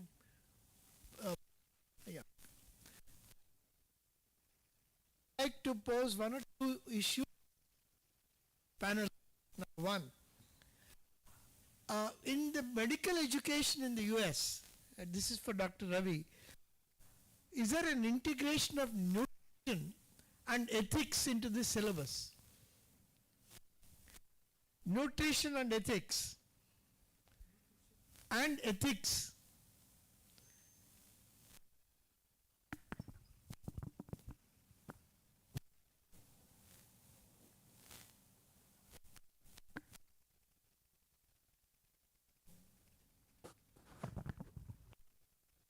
Hello. There are so many different medical schools under different umbrellas, universities and all. So the curriculums are very, very different. So my nephew, his grandson is in the final year of medical school in New York. And I asked him, what is it like? Do you open textbooks like we did? Do you read through textbooks? How is the form of teaching? How many students attend a class? how do they test you, and all those questions that you pose. So I'm not sure about the curriculum because it's not uniform. It's very different in each school. There are a lot of schools like Harvard that are taking into consideration Mind Body Medicine Institute is there for decades to incorporate other styles of medicine and understanding and integrating them. With that, ethics, I don't think they do any lectures on ethics anywhere. I'm not aware of. Maybe a professor shows interest, but it's not part of the curriculum. In terms of nutrition, I don't think it's part of the curriculum either. I don't think that it's part of the curriculum about exercise either. I had to learn on my own how much activity do we need, how much exercise do we need, if somebody has knee problems, what they can do, those kind of things. But there's no generalized curriculum, and I'm not aware of the curriculums of many medical schools to comment on it. All right. My next question is there any autonomy to the medical schools in the US? Autonomy to medical schools in the US to determine their syllabus, because we have a concept of autonomous colleges in this country, where I, as a general college, I'm the chairman, we can decide up to 20% of our syllabus, curriculum, internships, etc. Is such facility available in the US? I think every university, every medical school is autonomous. They might have guidelines from the university, not from the government. So the curriculum is designed and it's evolving. It's very different than the curriculum when I went to medical school. So they're all autonomous, but they have to be evidence-based. But the exam is common. American Board of Internal Medicine for Internal Medicine, Gynecology, they have their own boards. And there's also American Board of Lifestyle Medicine that I might take that exam. So yes, they are autonomous. Right. Now we leave the floor open. Any questions from the audience? Chakrapani garu, my father will leave at 12 o'clock. Okay. So if you want him to say something, he's got a train to catch. So he also takes time, even though he says he's 92. He's not as fast as he was when he knew him. My question to you, sir, is you have seen the world for the last almost 60 years from very close quarters, very actively in your public life. Do you think that the society's morals are increasing or decreasing?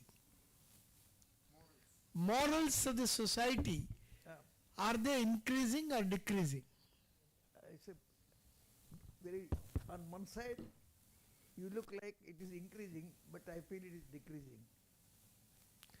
I will pose this question to Nityanandam also from a statistical point of view later, but as a public representative, do you think that the public representatives' per capita integrity has increased or decreased?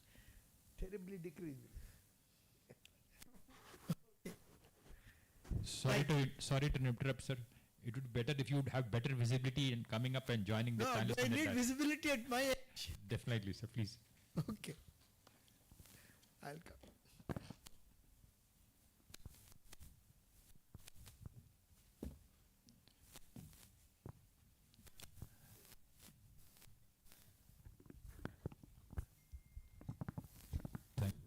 Thank you. I have a proposition to make. I personally feel that the per capita morals of the society are increasing. I mean, you have a choice to disagree or agree. Of course, those of us who are on the wrong side of the 60s, we all feel that it is decreasing, but I am convinced that Indian society, certainly the morals are increasing. It may not get reflected in the public representatives, but certainly the per capita morals of the society are increasing. Right, now I leave it, that's my proposition. I leave it to the audience to kindly ask questions, to start with from the students, then follow it up with the staff. Students, you must ask questions. This is there are microphones? Yes, sir. And since microphone is my hand, I think I'll beat the students to one question, sir, to Dr. Ravi in particular. Okay. We have the final year MBBS and the interns will be severing their umbilical cord shortly and will be leaving us. I'm sure quite a few of them will be looking up to you and probably following up your shoes as well. So your words of advice to them. 2 lines, please. Interns. My advice regarding How to follow your footsteps, probably. there are so many fields in our medicine, and just in the heart, there's electrophysiology, echocardiography experts, and congenital heart experts, and cardiomyopathy experts, and plumbing, which is my business. We are also getting into the business of replacing valves now, doing towers and metal clips.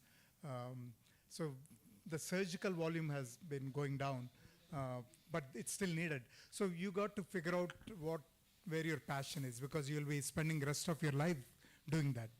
And if you start a post-graduation in something and it's not you, it's not making you happy to get up in the morning and do that, change it.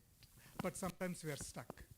So find a post-graduation that you enjoy. If you want to do post-graduation, I think the more you do, you have better opportunities in this country, because it's very competitive. I think you should also explore it going out of the country for a year or two and learn how things are done outside of the country, perhaps Europe or Israel. You know, there's a lot of evidence-based medicine practiced more there. I won't say 100%. We do too many angiograms, too many angioplasties, too many bypass surgeries. That one can question even in the US. Because when you see a blockage, we think if we fix it, we are prolonging life or preventing heart attacks. That's not the case.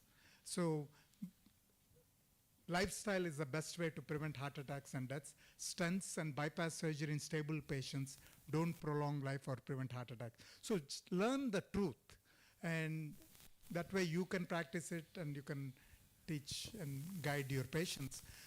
Find your love and passion and work hard to get it, and explore ideas. Maybe stay in connection with 1, 2, 3 years senior to you guys that are gone abroad.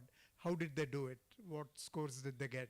Those would be more pertinent than somebody who has done it long time ago, because my children are older than you.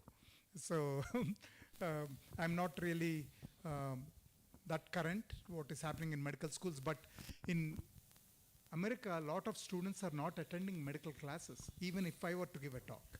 They will want to record it and listen to it at fast speed so they can take notes, and they're listening to this links sent by the medical school. So the attendance in a medical class is only 20%. And the chat GPT and AI, it will affect our way we practice medicine, especially AI. So think about that, talk to people and see the field you take in, because some types of radiology and all might decrease because it will be fed in all the normals, and it'll say there's a mass here or there's an infiltrate there. So learn, keep abreast, keep connected to your seniors. There's no stupid question. Feel free to grab us and ask us or email us. Some of us will respond right away, some of us may not, but you need to keep trying. And don't have the ego. If they didn't answer, it's their problem.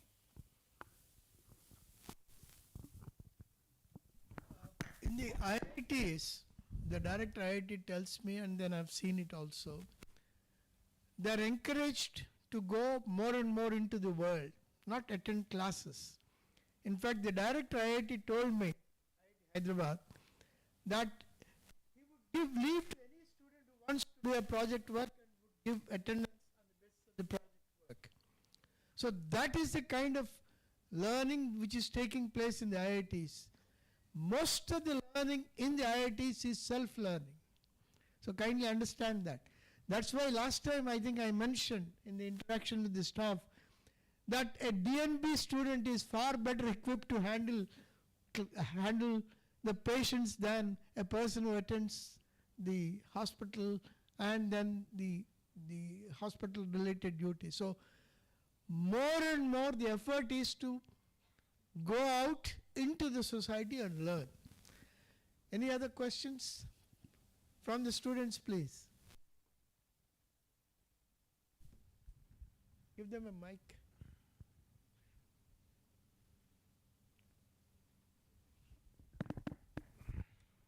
ధైర్యంగా అడగండి. Mr. Nityanand, Yeah, Sarni was to ask. please go ahead. Jitinder. Please take a mic.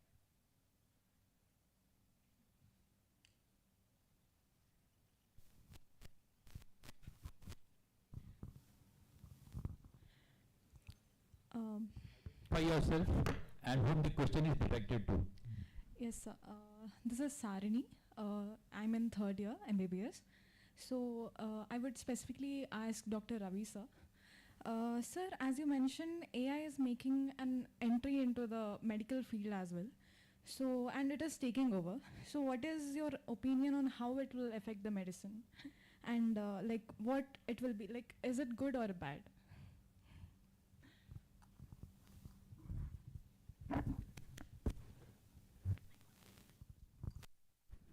I really don't know the answer, Amma. I'm also curious about this. I talked to a lot of people, asked them questions. Human touch, like my father said, you can look in the chat GPT about GBM or heart attack, but you need to talk to someone. You need to, our jobs are not going away.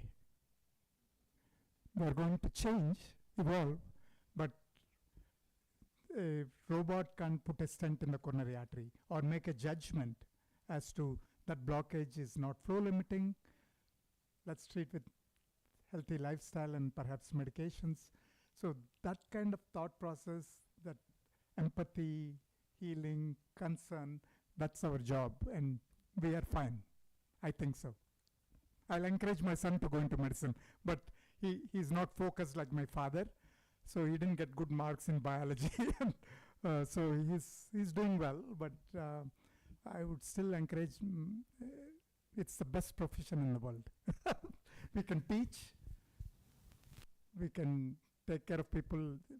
It's economy proof. We make a good living. It's very invigorating. Thank you, sir. Thank you.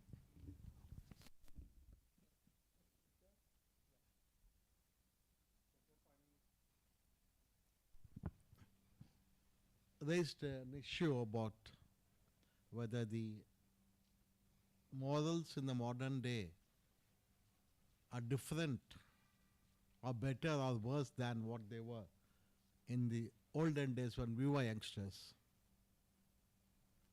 We should all try to understand the whole world is evolving, changing every day. What is happening in West Asia might alter the whole direction and the course of the future. Nothing is static, everything is dynamic. So, any morals are relevant at that given particular point of time. Any morals or values at a given point of time find acceptance among a larger percentage of people and less acceptable in a certain number of people. Then you start comparing. My times were better, we were better off, we were more sincere. But today, times have changed. It's a fast moving world. Everyone today decides what he wants. The structure of the society has undergone a change. I am not saying it's right or wrong. It's undergoing a change from a static to dynamic. I keep, whenever I address college students, I keep giving them an example. It is like a fast flowing Ganges river. You cannot, if you are swimming against the tide, you will go nowhere. What most people are doing is probably flowing with the tide. I don't have the capacity to swim against the tide. I don't have the moral strength or the physical strength. So what do? I flow with the tide. And people like Chakrapani and I, who neither can flow with the tide or swim against the tide, take the help of a rock and stand there. People flowing up and down, but we are stationary there. This is what exactly is happening today. This is evolution of the society over the last half a century. We are not finding fault with anyone. Everyone is finding his own path to navigate. So, morals cannot be defined. They vary from time to time, and you cannot fix that this is moral, this is immoral. You will not find a uniform approval of whatever you are saying. Thank you. Any further questions, please? Further questions? Yes. Please introduce yourself, this year of study, and then kindly ask the question.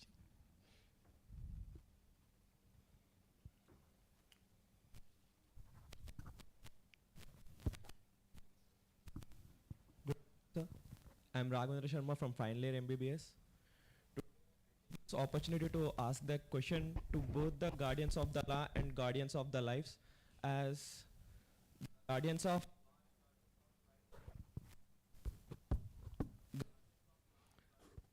Not audible, sir. Yeah, please. Yeah. Now you are, yes.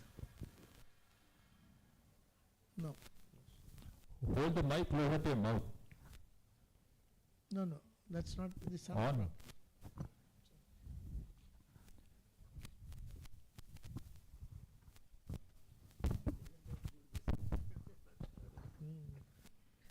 both the guardians of lives and guardians of law are subjected to extreme stress and responsibilities in these situations, and I think they are the most of the time they are subjected to the harsh from the community, harsh responses from the community.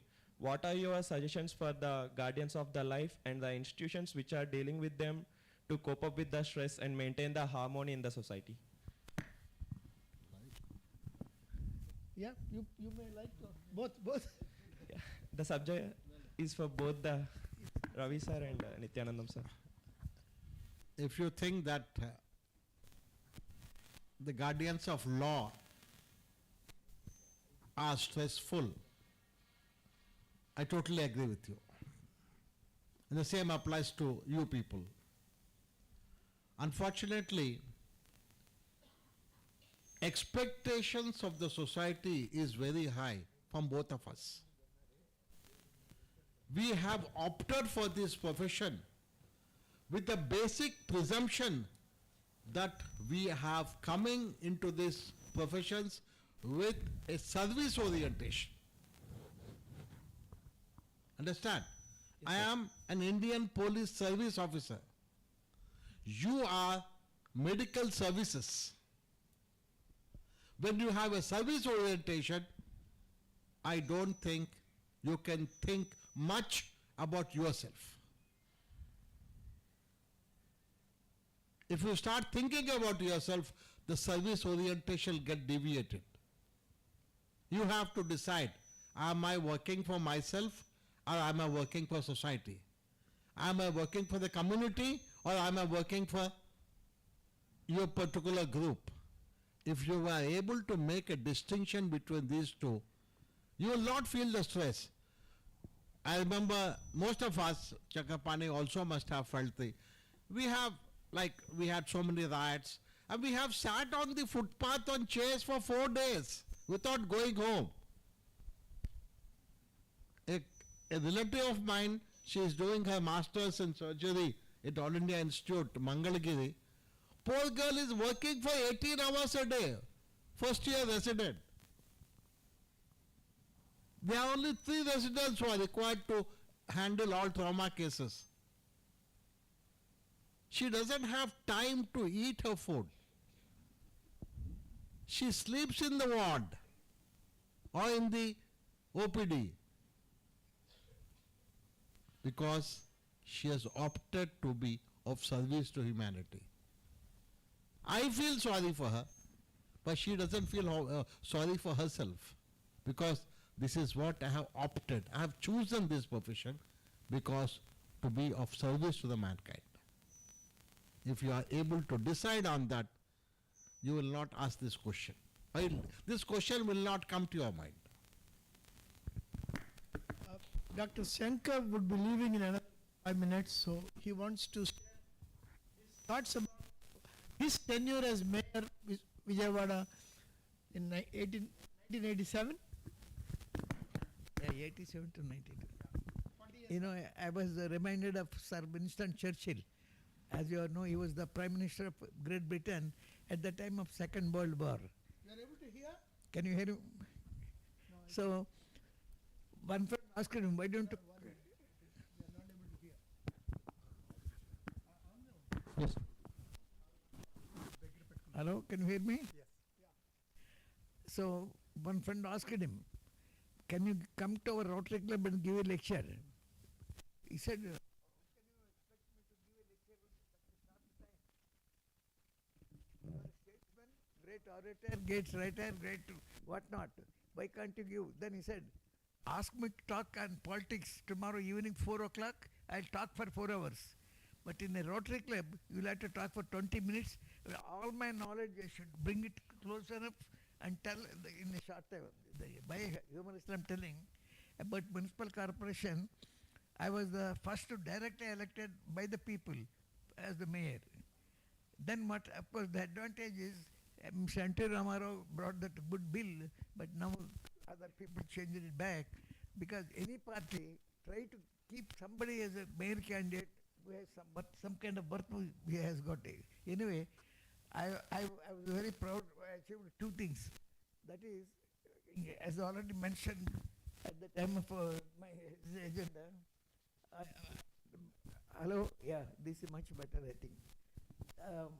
One is 50 crores of rupees, a total grant to Vijayawada to improve 136 slums. And I did so much work.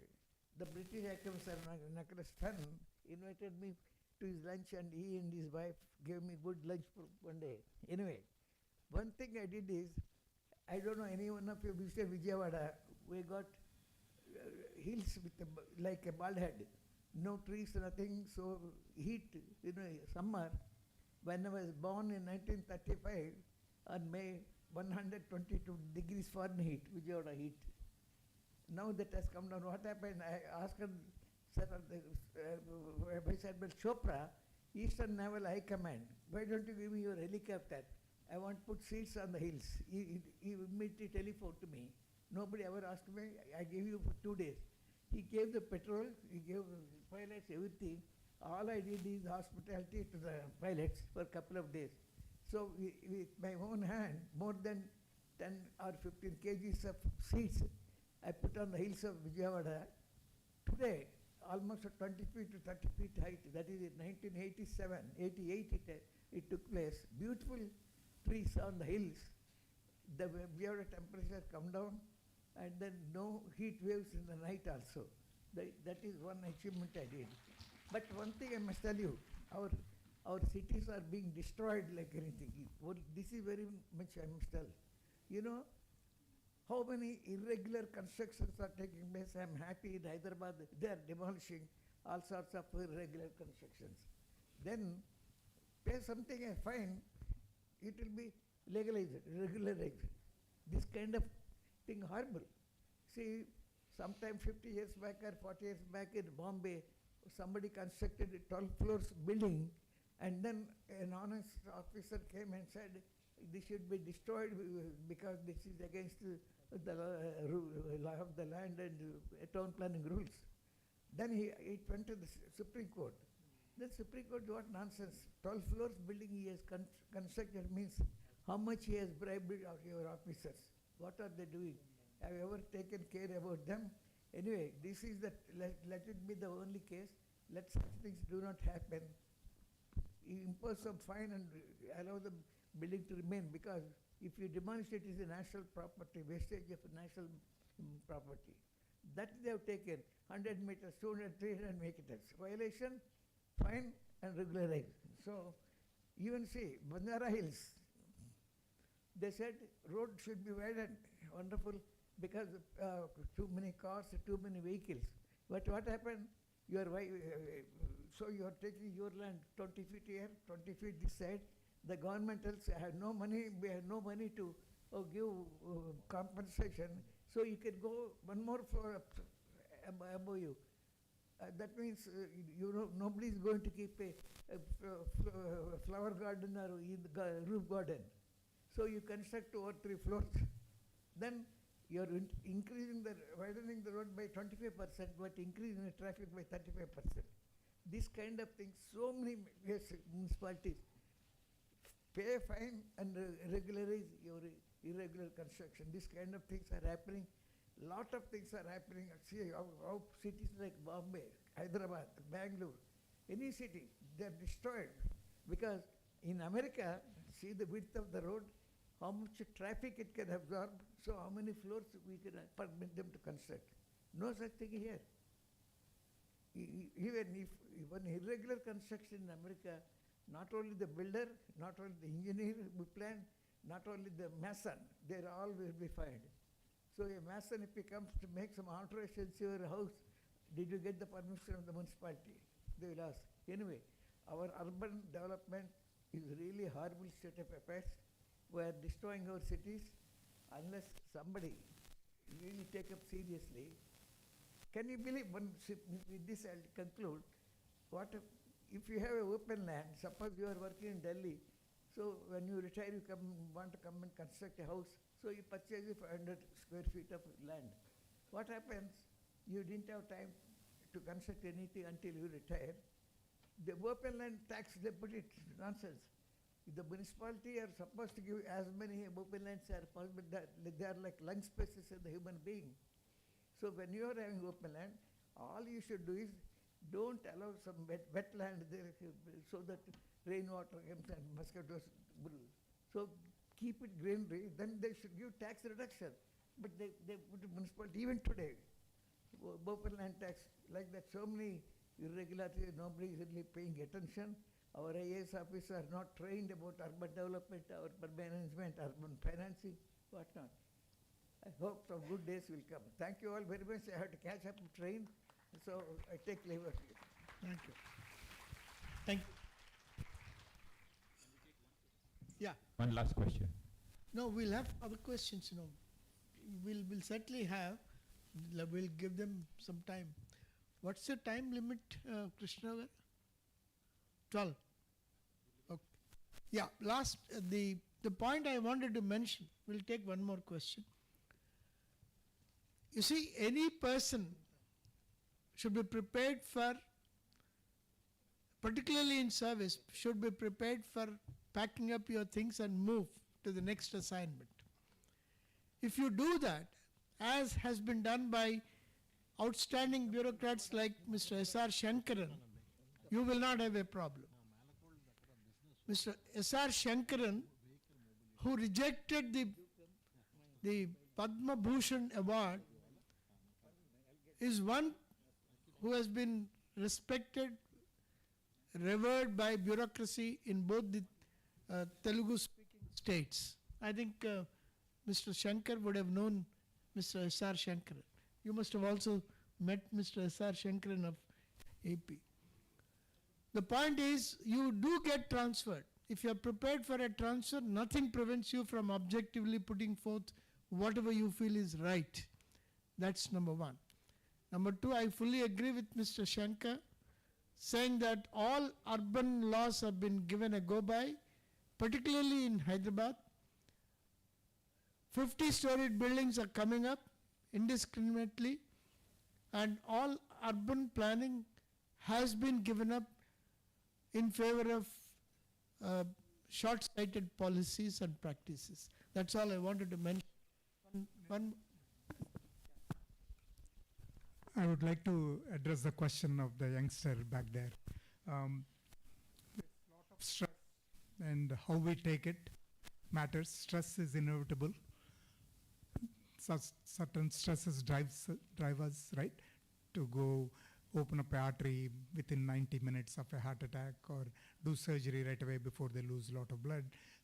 Those are all positive stresses because they'll drive you to do things or an exam to take. And there are certain negative stresses. So what I would say is you youngsters should start forming clubs, of your interest. So that will be a forum for youngsters to discuss the issues that are coming up.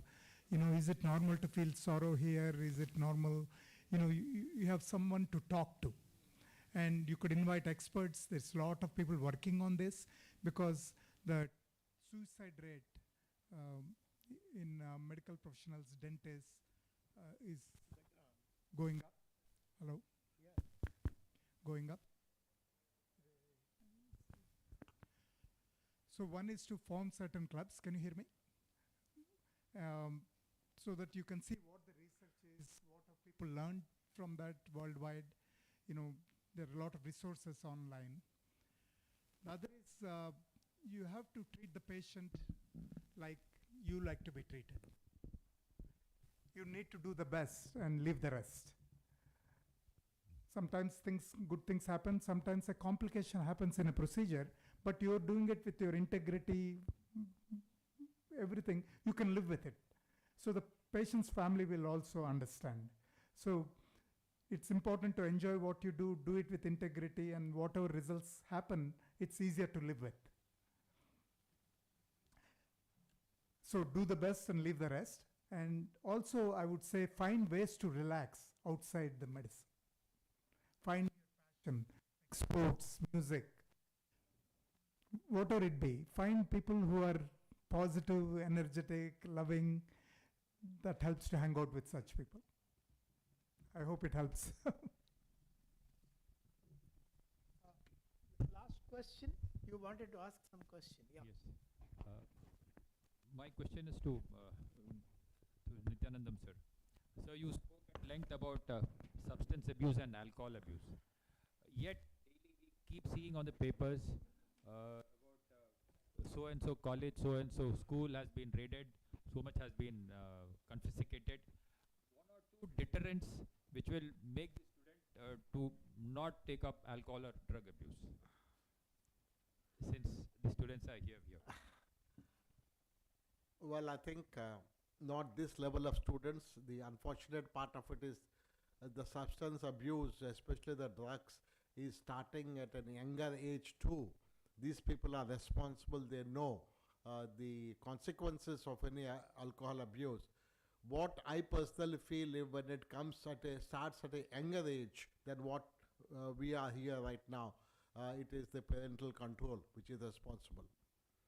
Absence of parental control monitoring, especially when you have a suspicion of the child's irregular movements and activities and associations, unless the parents monitor, it's very difficult to control them. Because once children get into this mode of getting addicted to alcohol or substance, it is very, very difficult to wean them away. That is where we need your help, your support. One thing I can assure you, as long as there is a demand, there is always a supply. You cannot say, I'll stop the supply. We have got very illustrious neighbors where it is produced in large quantities and smuggled into the country because there is a demand here. There is a market here for this abuse. So, at a higher age, when the people are slightly older, I think it's only rehabilitation with the help of you people and law enforcement agents like us, which can only help in rehabilitating them from their habits of child abuse. But anyone below in the teenagers, it is, I personally feel, it is the parental control which will help in reducing these incidents. I just wanted to share one more thing, which I have a good doctor friend whom I have known for the last 35 years, and I keep observing him. He's my personal physician too, but I keep observing him and discussing with him on many occasions that he's a very successful lawyer, successful doctor, and he charges very high for the physician. That is not important. Then I realized that I started analyzing him for the last 35 years. Why is he a successful doctor? The first thing is updating your knowledge. Every day, something or the other is going on in the medical field. Some new inventions, some new discoveries, some new medical practices are going on, and there's a fund of knowledge all over the world where this is being shared. He says he doesn't miss a single CME on Sundays. I said, "Bhai, you have a family. Why don't you spend some time with the family?" He said, "My family has time only on Sunday evenings. Rest of the days is my profession." I don't subscribe to that view, that you should neglect your family, but one of the reasons for his professional competence is his insistence and absorption of medical knowledge. He reads extensively. He attends every conference in the city where he is there, and outside the city he is there. If there's an international speaker, he is always invariably there, and that is how his diagnosis is excellent. The second thing which he says which I personally feel makes him a competent doctor is his honesty to medical practices. He would never direct his patient to unnecessary investigations, unnecessary x-rays and all that, but has supreme confidence in his ability, which he has acquired not through Gray's Anatomy 40 years back, but through his medical knowledge. He is updating with latest in medical practices. And ultimately he says, the third thing he says, there is nothing like the thrill of proper diagnosis. That is what all of you should have. At the end of the day, when you are able to treat a patient, relieve him or her of a distress or suffering, and you are able to diagnose his or her medical condition in such a manner that the patient is totally relieved, that is the best part of your career, the best part of your medical profession. When a patient comes to you, after going to half a dozen doctors, even to super specialties, comes to you for a diagnosis because others are not able to help him, and you are able to hit the nail on the head and relieve that patient of his suffering, that is the thrill of diagnosis. It's what gives you the ultimate satisfaction in the profession. Thank you.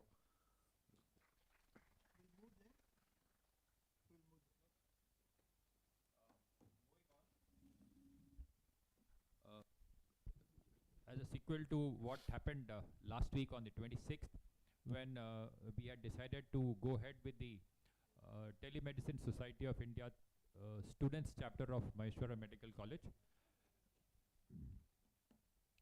we have taken this step and registering about 26 students. Could you please rise? Sir, this is the lot of the new lot of the members who just joined the TSI chapter. So you would like to, your thoughts, or you could interact, please.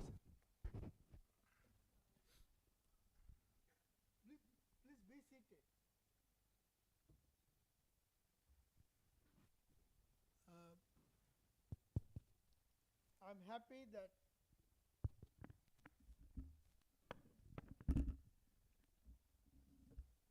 I'm happy that the Telemedicine Society has registered about 26 students. Let me tell you that telemedicine has played a significant role during COVID. In fact, the telemedicine I mentioned, I don't know whether I mentioned it last time, I certainly did that in the interaction with this staff. The telemedicine started in a very significant manner by a bureaucrat from Tripura, Mr. Dinesh Tyagi, who is an IAS officer. He started the telemedicine initiative in Tripura for eye care with assistance from ILFS. So I am sure that this telemedicine initiative will be taken up very significantly, not only for eye care, but there are various disciplines where it can be done with great convenience. One is your dental care, skin care, and a lot of other medical electronic devices are coming up. Now, there is a MedTech Park. I don't know how many of you have heard of the MedTech Park. Did any of you hear of that? MedTech Park in Vizag. The MedTech Park has been doing excellent work. They have a lot of units relating to medical electronics, diagnostics, and during COVID, the production of a number of items by the MedTech Park has provided a lot of relief to various patients. The best institution that you can think of for telemedicine is the Arvind Eye Care. And I mentioned this, Arvind Eye Care Madurai, with branches in Tamil Nadu. They have established a very good hospital in Tirupati. I mean, we can invite the Dr. Ashok Vardhan, who is the head of the eye care unit at Tirupati belonging to the Arvind Eye Care. We can certainly bring them on board and then have, if needed, if they are not able to come, at least have a Zoom call. There are various aspects of telemedicine. You should also, according to me, establish contact with the Indian Institute of Sciences, Bangalore, where they are doing a lot of work relating to these branches. We can set up links. We can also set up links with very distinguished doctors in different institutions through telemedicine. In fact, now my friend has spoken of your continuous updation of knowledge. I have a good friend, Dr. Vamsi Krishna, a neurosurgeon from NIMS. I think some of you would have interacted with him. Did any of you do that? Dr. Vamsi Krishna, he goes abroad every 2 to 3 months to improve his knowledge of neurosurgery at his own cost, because government is not able to bear the cost. We will certainly invite him to one of the days and then see whether he can share his thoughts. Otherwise, you can even do this through the telemedicine program. So I am sure that this is a great initiative taken up by the senior director, Mr. Krishna, and his colleagues. I'm sure you will be really exposed to a world of knowledge and wisdom through the telemedicine initiatives. I wish you all the best. Thank you. Thank you, sir. Please rise for the national anthem.